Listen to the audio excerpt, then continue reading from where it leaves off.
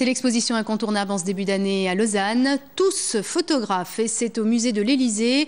Une exposition consacrée à un phénomène de société qui fait de nous tous des photographes en puissance, grâce bien sûr à un téléphone portable ou aux appareils numériques. Visite guidée, Mathieu Truffert et Charles-Henri Boichat. Dimanche 11 février, en bas de page du Matin Dimanche, une photo grisouille de mauvaise qualité.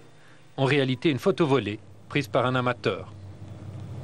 J'ai assisté au vernissage officiel de l'exposition Tous photographes et j'ai été assez étonné de voir Anne-Catherine Nion, ministre de la Culture et de la Formation, en train de faire des SMS dans le discours du musée. L'homme est un habitué. Faire publier ses photos dans la presse, aux côtés des pros, c'est pour lui une sorte de sport. Je suis curieux et quand je vois quelque chose qui pourrait être amusant ou qui pourrait être intéressant, je fais déjà la photo. Des fois elle passe, des fois elle passe pas.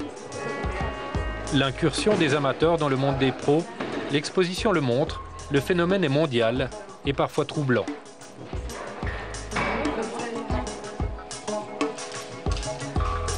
À la source de cette révolution, la photo numérique, bien sûr, qui a tout changé en quelques années.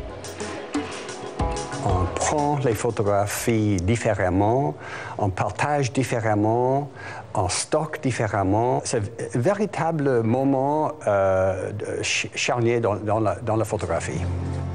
Sur les murs du musée de l'Élysée, les images téléchargées par des internautes du monde entier. On y voit le talent des amateurs, leurs limites aussi.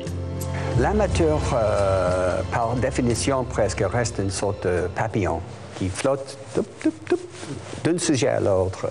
Le professionnel a le temps, la motivation et le support financier pour entrer en profondeur dans ce sujet.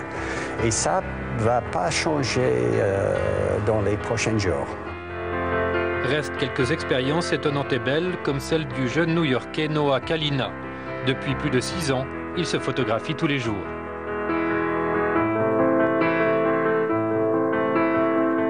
Sa vidéo est devenue une des plus regardées du site YouTube, hommage mondial au numérique et à l'Internet participatif.